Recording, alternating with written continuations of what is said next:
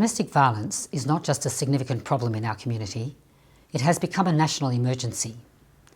In its 2019 report, the Australian Institute of Health and Welfare told us that 1 woman is killed every 9 days and 1 man is killed every 29 days in a domestic violence-related situation.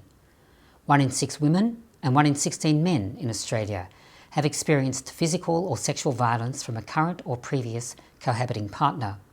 And Indigenous Australian women are 32 times more likely to be hospitalised due to family violence.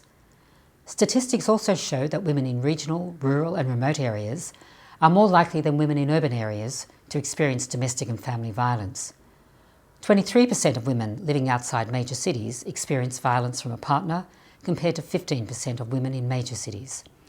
Those who do seek help can find difficulty in accessing services due to geographical isolation and lack of transport.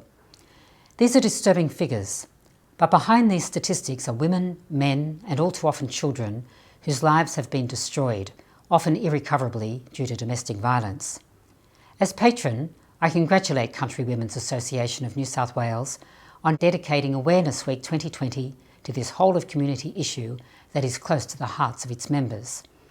It's a campaign that the CWA, with its almost century-long history of advocacy for women in rural and regional areas, is well placed to lead, in collaboration with partner organisations White Ribbon and Domestic Violence New South Wales. During Awareness Week 2020, CWA will focus on the need for funding for frontline workers and services to assist victims, more rehabilitation options for perpetrators, essential if there is to be any inroad into the rate of domestic violence, more accommodation options, and the ever-important raising of awareness of the extent of domestic violence in our community.